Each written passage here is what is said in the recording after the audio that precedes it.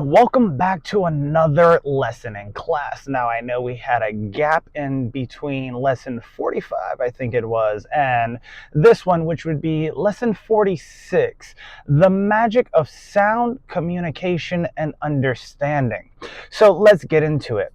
Now, why is understanding important? Well, if you saw somebody standing on a stage and point to, let's say, a lady holding a baby and say, we're going to try this one more time, what would that dictate to you? Right now, that's just an example, but some people will speak differently, right? Because, well, it depends on the area you come from, the culture you come from, the environment in which you lived in or live in, right? If a New Yorker were to go to South Carolina, North Carolina, Florida, it may be a little bit different, right? Due to the cultural aspects, because New York is known as the melting pot and Carolinas are far from it. And then, of course, the heavy Hispanic population in Florida, right? So there may be some similarities between Florida and New York, but the Carolinas may be a little bit different. Or what about Texas and California, right? Let's say you get people from the Bay Area or San Diego or whatever, right? Or veterans that were Marines or Army, Navy, Air Force, Space Force, or whatever, and they're using their jargon or lingo, and you don't understand them, but because they're speaking in such a manner that may disrupt you or disturb you, you want to use words like manic and all these other things because, well, it's easier than to try to understand somebody because, well, as a woman once said who was a civilian on Marine Corps base Quantico to a civilian, some people are just lazy. So why is communication important? See, when it comes to communication, you got to remember, even during certain wars, the Germans had the Enigma code, right? And the Enigma code was something that, well, was a code for them to communicate with, and it gave them the upper hand or the leverage to win the war, right? But then again, somebody cracked it, and because of this, well, they were able to, well, win, right? Or at least get an upper hand because although people thought they were getting away with something, they actually were not, right? Similarly to the Wind Talkers and things like that, if you've seen those movies or know about that history, right? This is why communication is not just important, but to understand the communication, right? So this leads me to point 3. Why does combining them make you powerful? Because if you understand communication and you know how to communicate with understanding, well, and I'll say that again. If you know how to communicate with understanding and you understand how to communicate, then you'll understand exactly what's being said instead of being lost in translation or lost in the sauce, as they say. Because remember, you got people that come from different countries, whether it be from Asia, Russia, Ukraine, Germany, France, Spain, Ireland, etc. Those from Ireland or wherever would speak Gaelic, right? Because that's the type of tribes that were there. Or German would speak some type of dialect of German or Germanic, right? Or then, of course, you have Native Americans. They would speak their own language. And then, of course, you have Asians who would speak Chinese, Japanese, Korean, Filipino, etc., otherwise known as Tagalog. So if you understand what they're saying and you know how to communicate back, you can have a mutual understanding. In economics, this would be a optimal decision because it would be a win-win scenario and you can create peace from that understanding, as with anything in life. But if you refuse to understand and you refuse to communicate, well, then you won't have peace, you'll have strife. Point number 4. What happens when this is used for good or bad? Well, depending on who you're dealing with, you can have people utilize communication, right? Speaking in code, right? Having one thing mean another thing, right? Somebody calling someone a demon or a devil, so on and so forth, right? Or saying the words like manic or whatever, right? They may not understand what they're saying. They know just enough to be dangerous. And then, of course, they cause a lot of chaos and mayhem, right? Or let's say that you don't understand Spanish and now people think that you're illiterate or incompetent because you don't understand either Spanish or English, right? Well, if I gave you a test in the language in which you just criticized, you would seem unintelligent as well. Or would you deem yourself as uninformed and having a lack of understanding for the communication that is being used? So you have to understand there's always good and bad to everything, light and dark with everything.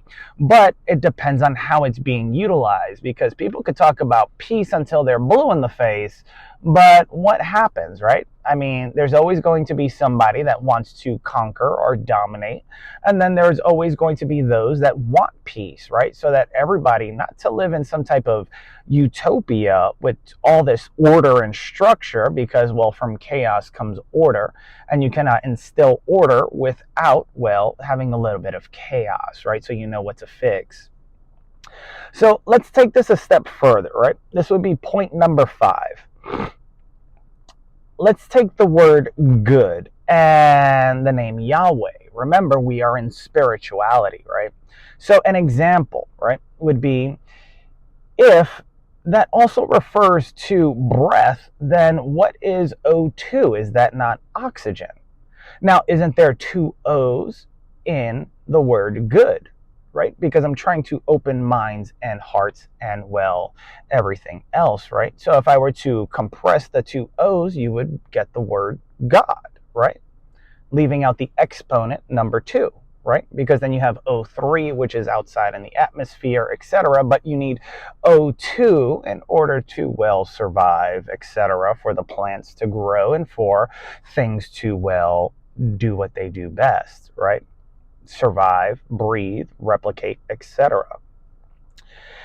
Now, that is from a scientific point of view. And remember, we just got out of science. So, good could be good, right? Or it could be G-O to the power of 2 with the letter D, possibly, right? Or what about the G20 summit, right? Reversing the order, right? And placing the 2 there. You've heard of the G20 summit, yes or yes? Right? It's normally where leaders go to speak about making amends, calling peace, whether that's between Russia and Ukraine or all the craziness that's going on in the news now. But the thing is, do they want to submit, right? And not to submit in a way of, oh, this, that, and the third, you need to listen to me, etc., but to submit to one another, right? Because it's called the G20 summit, right? But if you take out the B and put an M there, it's submit, right? Now, this may be far from a stretch, but it was a small change with just a letter. And with the small change of just one word, things could get misconstrued, right? Because even in a courtroom, you must be precise, as the law is a precise endeavor. That was once stated in the TV show Suits by Lewis in a competition that they had, right? If you remember, I think it was in season 1, right? They asked the question, if I remember correctly, how many U.S. presidents graduated from Harvard? One gentleman answered they thought he was correct, and then Mike Ross stepped in and stated that there was one that he was missing, because one, although attended Harvard, it wasn't graduated from Harvard, right? So the person that stated something, and I think I said graduate earlier, but the correct phrase was, how many U.S. presidents attended Harvard? So if you attended Harvard for, let's say, a semester and transferred out because it was expensive or whatever, well, then Mike Ross was correct based upon the question that was given. If the question dictated how many graduated, then the other person in the competition would have been correct, right? So this brings me to point number 6, right? You float ideas on the market to make currency, right? This would be known as an IPO or anything else. But why are these words used, right? Because, well, most people understand the law of the land and then the law of the water, right? So you float a stock on the stock market, right? Or an IPO or an idea, right? Initial public offer. Now, a boat floats on a current, right? Yes or no, right? So then why is it called currency? Right? Because in order to have cash flow, you need currency. Do you not? Do you understand what I'm stating right now? If you don't, that's perfectly fine and okay. However, you have to understand the terminology so that you have understanding if you're going to get into finance, investments, or anything else. So if you float an IPO, an idea, right, that's backed by many investors onto the stock market, your chances of creating currency will depend on the volatility, right? Now, the volatility could be something like turbulence, or if you're floating a boat on an ocean, it could be, well, seeing if the waters are, well, moving in a rapid fashion. If not, you want to, well, hopefully have a captain that knows how to navigate those waters. This would be similar to like a hedge fund manager, stockbroker, or whatever the case may be. So, in order to understand the language, you have to understand the lingo. And in order to understand the lingo, you need to understand the jargon. And for those of you that don't understand what I'm saying, it's called vocabulary. So let's continue, all right?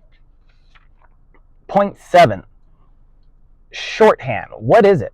See, intelligence. Let's just take this, right? Intelligence, if we were to break that word up, it's internal and then gens, right? Because it's intelligence. What is somebody possessing within, right? The information within, right? And there's nothing more valuable than information, right? Information is the most valuable form of currency, right? Because with the right information, you can make earth-shattering amounts of money on the stock market. If you know it's going to go up or down, that depends if it's a bullish or bearish market, depending on how you understand the terminology. See, a bullish market is based upon how a bull attacks its horns, it dips its head and then goes up. So when you hear it's going to be a bullish market, you mean the stock price is going to go up or the stock is going up. A bear attacks from high to low, right? Slashing downward, putting its weight behind it. And, well, what happens? The stock price goes down. So that would lead you to understand that it's a bearish market. So, when it comes to the word gens, right, from the last part of intelligence, right, it's French for Jean, meaning embarrassed, uncomfortable, right? Persian for treasure or wealth, right? And you can do this research yourself, right? But remember what I said, information is the most valuable form of currency. So it would make sense that this is also a valuable piece of information that you can utilize for yourself to make wealth, or you can take it for yourself as your own private treasure. But if you use it accordingly, you can make someone feel shame or embarrassed or uncomfortable, right? I mean, think about it. If you have information about somebody and you state it out loud, whether it's good or bad, depending on the situation, you can make someone feel shame, all right?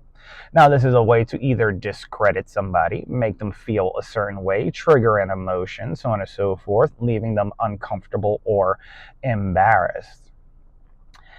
Info, which I just stated, the whole word itself, and let's just bring this to fruition. So, information, right? What information lies within? That would be the intelligence. Remember, you can't declare bankruptcy on school loans or debt, right? So technically, you have to pay that back. You can't declare bankruptcy, right? And, they can't take away what you know, so they could just make it really difficult for you to utilize what you know in order to be successful, whether or not you have degrees or not. So if you were to go get a law degree or a medical degree, they could just tell people not to hire you, and now you're stuck with all that debt. And now you got to figure something out, right? I mean, think about it. So the whole word means to understand, intelli, right? To understand. I have it written down here. As you know, I always have an outline of notes, so on and so forth. But I'm hoping that in this video, you not only find it valuable, and if you do, smash the like button and don't forget to subscribe. But remember this, right? So let's go to the next point. So do you not wish to understand some things? Remember, most people want to know things, but they do not want to understand things, right? It's similar to stating the logical statement of, although all attorneys are lawyers, not all lawyers are attorneys, right? You may want to understand, you may want to be somewhat of a lawyer, right? But in order to be an attorney, you have to pass the bar, right? In the area in which you wish to practice law, that is, right? But in order to suggest or speak upon it, you would need to be a lawyer to work in a law office, right? Or you could be a paralegal, so on and so forth, or you can be an assistant. But think about it, right? No one's going to take your word unless you have that piece of paper, right? Or that license, right? You can't drive a car, even though you know how to drive, without a license in the area, right? You can't get certain degrees without a piece of paper or license dictating that you can do so. So think about it.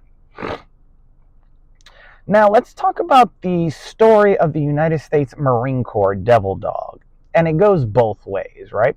Some people would say as above, so below, and all these other things, but it also depends on your orientation. If you're standing up, well then yeah, as above, so below. But what happens if you're laying down? Are you looking up at the sky and you're laying down on the ground? Or is above now above your head, right? Because you would be looking at from the point of view of your crown and your heels. So is that north, south, east, west? What is it, right? And then, of course, if you were to take devil dog and reverse the order and flip it around, it stands for God lived. But this came from the Germans, right? And remember, we are the stories that we're told. Think about it. Now, why does sound matter? See, sound matters to, well, a lot of things, right? Because with the right frequency, with the right output, with the right pitch and tone, you can be received well. With the wrong pitch and tone, with the wrong frequency, you can be received poorly. Now, this is very important because if you know anything about cymetics and things like that, right? The study of that in that area of science, you can actually create different frequencies, which creates different shapes, whether it's with water and vibration and things like that. Remember, in the Bible, they brought down the walls of Jericho with sound, and then later on, Nikola Tesla developed a tool that can vibrate a building and bring it down in its place according to history. I don't know if that's a fact, but it's in the history books and they say it in documentaries all the time. So let me ask you a question. Have you seen or read the book or movie The Count of Monte Cristo, right?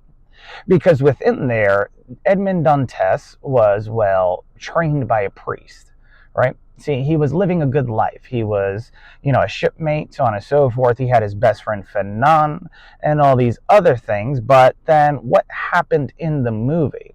His best friend betrayed him, put him in prison, right? It's like somebody, like your parents or whatever, or a close family member or friend or whatever betrays you in order to acquire what you have, right? And in the movie, well, he proposed to a Mercedes, the love of his life, so on and so forth. But when he was deemed a traitor by his friend, who was supposedly his best friend Fernand, he got taken away. And then Mercedes married Fernand, right? But later on, it comes out that, well, he had to do certain things because he wanted what he had, right? And Mercedes even told Fernand this: you were always jealous of Edmond's whistle. Even though you had everything in the world, the money, the house, everything, you weren't happy until you also had what he had, right? And they used to have this game that they used to play, right? They used to give each other a chess piece back and forth and say, kings to you, so on and so forth, for whatever small or big victories that came between them. Well, obviously, as time went on, Edmond eventually gets out and free of Chateau d'If, works with a couple of people, and the priest gave him a treasure map, right? And within the treasure map, he had to look for an elephant and all these other things, so on and so forth. and eventually found the treasure with a friend of his who was also a knife fighter that was caught, well, trying to keep some money and not sharing it with the crew, right? And so they had a knife duel, so on and so forth. And after Edmond beat him, he said, you know, how about this? And he's speaking to the captain, right? Which I think was Luigi Vampa in the movie. He said, what happens if I don't want to join your crew? He said, well, we'll slit you short-handed and, cast you aside, and Jacopo, that maggot you see on the floor, so on and so forth, etc., right, with him. Well, he proposed a negotiation. He said, well, since he's the best knife fighter you've ever seen, and I just beat your best knife fighter, how about you keep both of us? That way you have two knife fighters on your ship, so on and so forth. Those who wanted to see sport and entertainment got it. And, well, it's a win-win scenario. See, Edmond Dantes was thinking from the point of view with economics and the optimal decision of a win-win scenario. See, with more better fighters on the ship that can also instruct and teach others, the crew can now be better, well, prepared for any attacks that may come. And those that wanted to see sport or entertainment, like a UFC or whatever, or a speech and debate, they have seen it, they have heard it, so on and so forth. And, well, Jacopo got slightly embarrassed because he got defeated by a man that they just found on the beach. Think about it.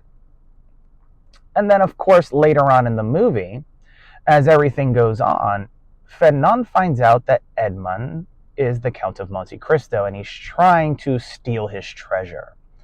And Edmond leads him on this whole thing, and Fernand, well, of course, tries to do something shady and steal it. And when he goes to open up a treasure chest, there's a chess piece in there. And Edmond comes out and says, "Kings to you, Fernand." Right? Now, I'm quoting the movie a lot, but you can also read the book. Now, when the duel was about to happen between them, because now Fernand was upset, right? They were supposed to fight, have a sword duel, etc.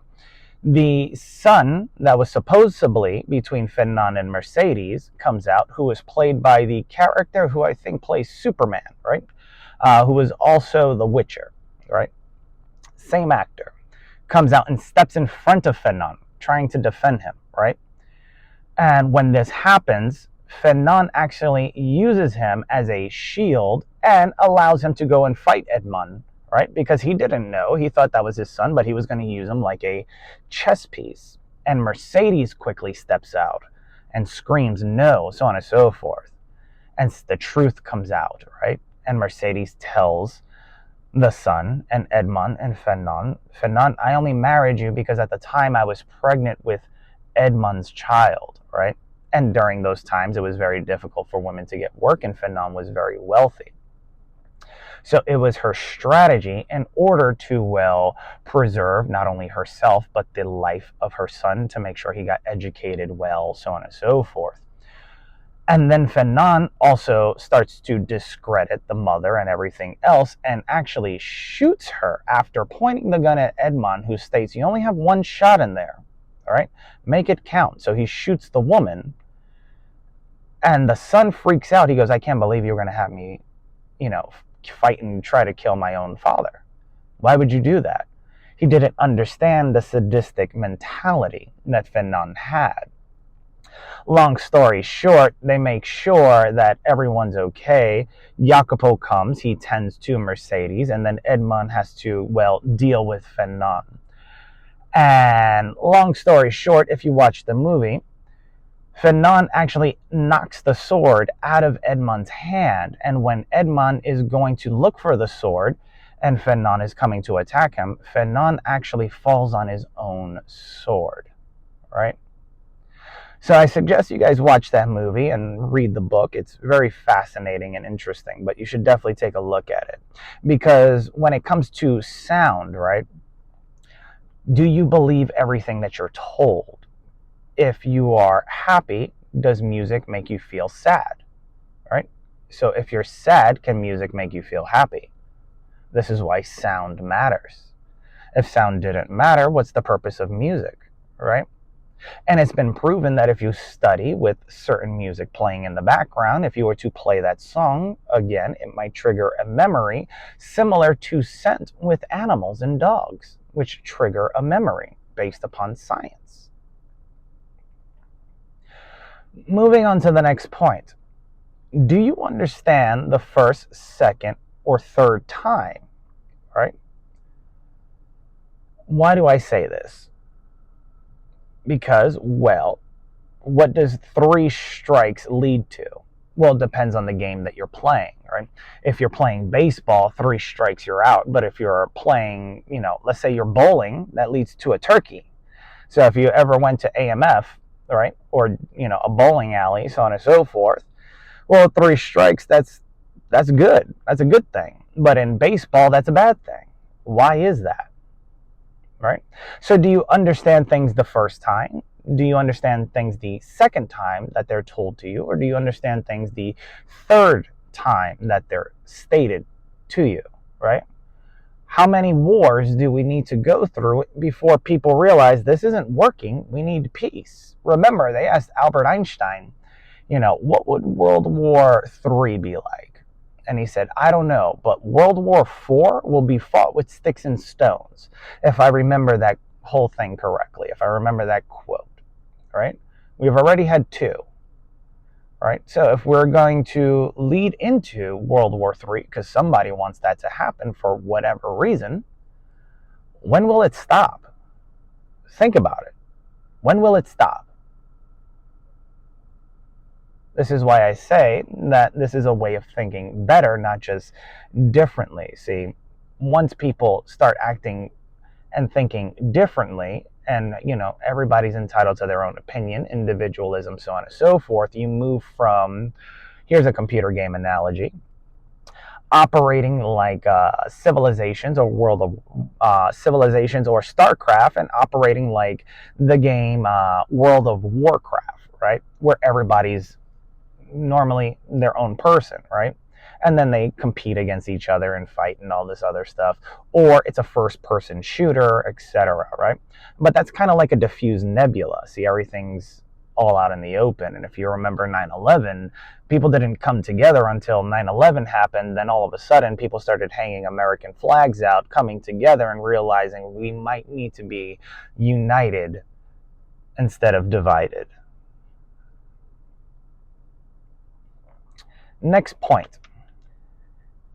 Do you see and understand or I should say, did you see and understand the section of, creativity and the lessons on perception and perspective? This is why understanding matters. See, if you were to ask an optometrist, if you were to draw the number 6 in front of him and ask them, is that a 9 or a 6? They would say it depends on how you're trying to understand it, because according to an optometrist and science, the image is actually upside down and then gets flipped back out, right? So it could either look like a 6 or a 9, right? And you can go to the science books for this, right? Or you can go to an optometrist or any doctor.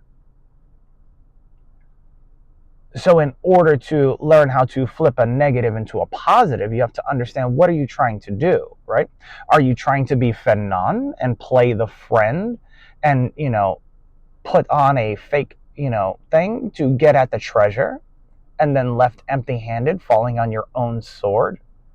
Or are you trying to be Jacopo, who shared the treasure and who Edmund shared the treasure with, and lived a very lavish lifestyle with?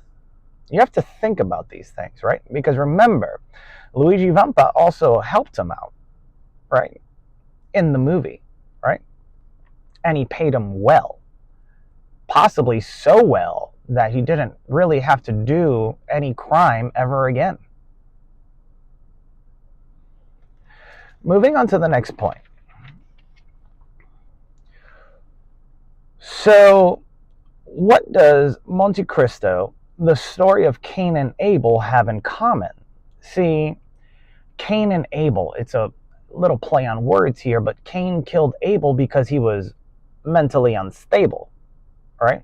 Because the right thing to do is to not kill or murder at all, unless with self-defense purposes, right? Just like in the Count of Monte Cristo.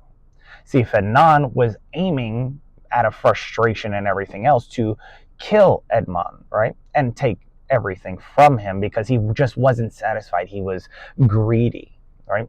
Now, even though Jacopo was fighting for his life, he still dedicated himself to Edmond Dantes, and he got to share in the wealth, right?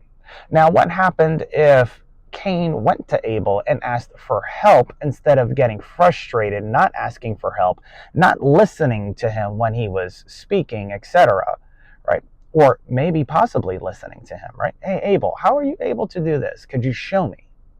Could you teach me? Etc., right? But instead, Cain went on his own thing and kept trying and trying and trying, not understanding why Abel's gifts were satisfactory and Cain's weren't, right? It led to a psychological tick, which will push somebody far enough to, well, just say, screw it, right? Which is what Cain did to Abel, which is what Fernand did to, well, Edmond, because, well, Fernand was being bankrupt, right? The banks were taking it. He was gambling, so on and so forth. Nobody was even cheating him, and he was losing money. It's like being taken to court, and people are just milking you for money. Think about it. Moving on to the next point. Why does sound matter, and what does it have to do with the brain? Well, if you go to a therapist, they have something called EMDR, if I remember that correctly, right? It's sound with a light.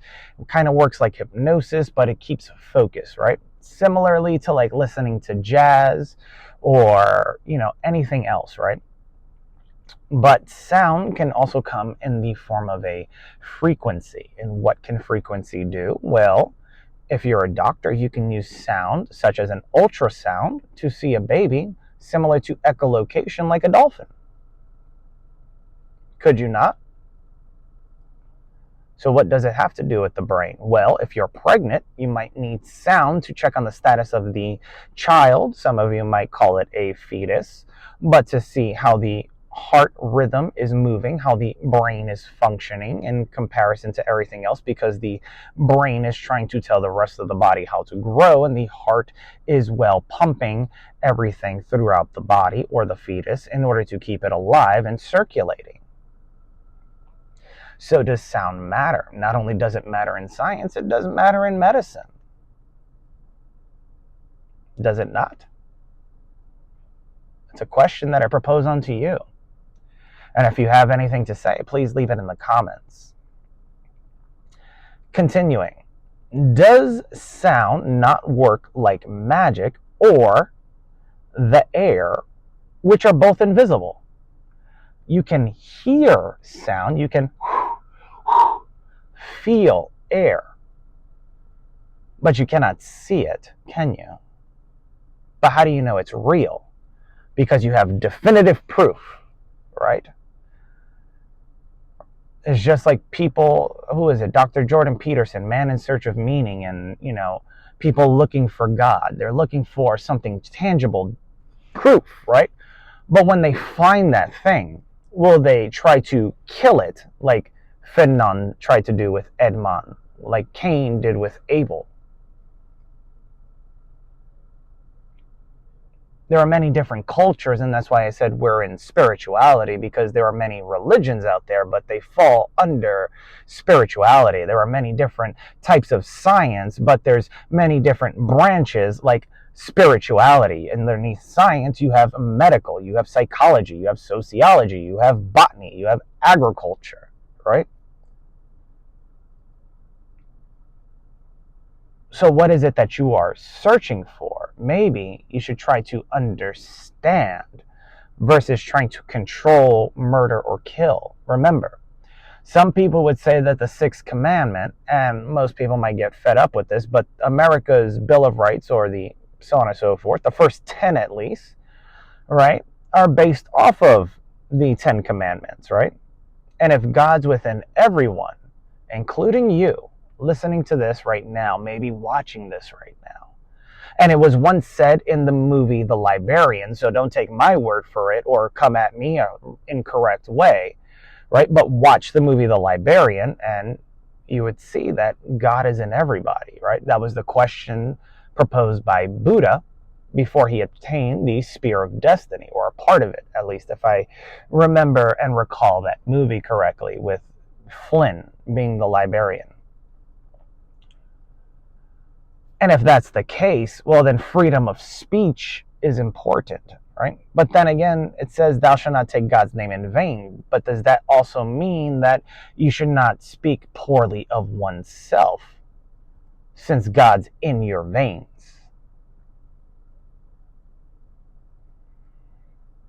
I mean, think about it, right? If you, they say power of life or death rests upon the tongue. So if you speak poorly of another person, are you taking God's name in vain? Are you exercising your freedom of speech in a negative or positive way? And then, of course, how are you expressing yourself? Because, well, that's covered underneath the First Amendment as well. The only thing that I didn't see in there is thought. So if somebody's able to acquire your thoughts utilizing technology, well, then they're able to jump the gun and move ahead before anything comes out and you express oneself, as Bruce Lee once said, right? Because the truest way to, or the truest gift that's most beautiful, is to express oneself freely, truthfully, and honestly, when he was breaking down his philosophy of Jeet Kune Do, the way of the intercepting fist.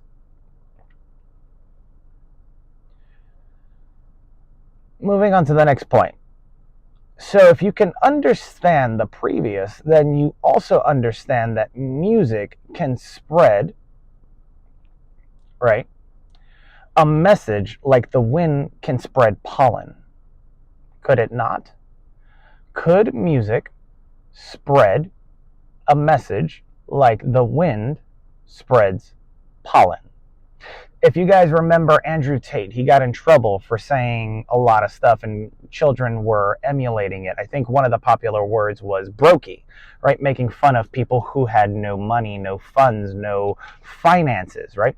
But it was a negative thing when he stated it, so on and so forth, right? But then there was a singer by the name of Lotto who came out that was put on by Cardi B, if I remember correctly, or did a collaboration. Blew up, so on and so forth, and she has a song out called Brokey, and that was okay. Now, did that message go out to the masses? And who was able to say those things? All right? So can a message like DMX, when he prayed, etc., over the crowd at Def Jam, one of the concerts that they did, or in his songs, etc., or if you heard the song Ordinary or something like that, could it not spread a message like the wind spreads pollen so that things can continue, right? Because the only way plants can continue and pollinate is if the wind or a bee assists in the pollination effort. Yes or yes? Think about it. Last 2 points, or I should say last point. If sound can affect the mind and retention, then you will understand why music and the way one speaks is like magic, which doctors know and others, or should I say a few, fear. Because with the right words, with the right things, could you not bring healing to everyone? If Tesla can create a device that can shake a building and bring it down, right? Could they not also use sound or use the vibration from sound to break up tumors and everything else to heal the body, to rattle the cage, right? Shake the dust off or the rust off certain things in order so that people can wake up once again, instead of just going around saying, are you woke or are you awake? The only reason you go to awake is to see if somebody is still what? Awake, alive, right? Awake, I mean, why have it? Well, look at what happened to Lazarus. he awoken, right? When Jesus spoke, right? What happens to people if they're in a coma? Are they awake and they need to be awoken after the healing process? Think about it. Or are they in a vegetative state, right? And then, of course, how do you fix that?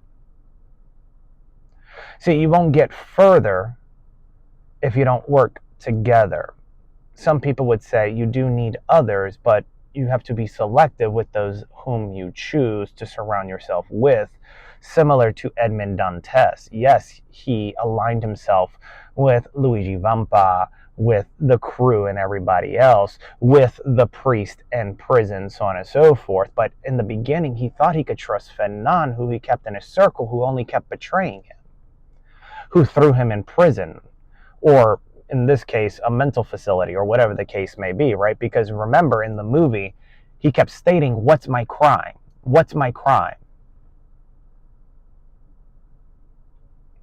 Now, I urge you to go see The Count of Monte Cristo. I think it came out in 2001, right? And in there, at the end of the movie, because the whole time he was there, he kept engraving into the wall, "God will give me justice." And I'll leave you with this story before this comes to a fin, or an end, for this lesson. I once met a man at a bar who said he didn't care much about anything. And I took a $1 bill and I placed it in front of him with the back facing him. And I said, "What don't you care about?" And the first thing that came out of his mouth was God. Not anything else on the back of the $1 bill. Not the pyramid, not the eagle, not the arrows, not the stars, not the or anything there, any other words, etc. But he said God. And I said, interesting. And then I took the dollar bill and I flipped it around. And I said, "Checkmate," in 4 moves, give or take. Maybe because there's 4 quarters that make up a dollar. But listen to the story. And then I pointed to the face of the president on the $1 bill and I said, "What don't you care about?" He's like, "I don't care about any of it." And then I asked him a very important question. I said, "Would you give me the money in your pocket since you don't care about it?" He said no, which told me he cared about something. He was just scared to actually state it because of either fear or because he was told either a lie or a story. See, most people would say men don't cry, but we do, and it's okay, right? It doesn't matter the age, right? You have to show this tough exterior, so on and so forth, to be superior and etc. But that's not true. Coming from a veteran, and other veterans can tell you, both men and women cry, and it's okay to do so. Doesn't mean they're a little bitch. So don't say they're a snitch, witch, or twitch, because children play on Twitch. Think about that the next time you choose your words, and choose them well and wisely, for they might affect somebody, like a pebble being dropped in a lake or an ocean that has a ripple effect that can either bring up their day or bring their day down, depending on how many times they've heard something. Maybe the words you use one day can not only change someone's life, but save it as well. Till next time, my friends, I will see you guys in the next lesson of class, which will be lesson 47. And boy, oh boy, I cannot wait to bring that to you. Till next time, mwah, peace.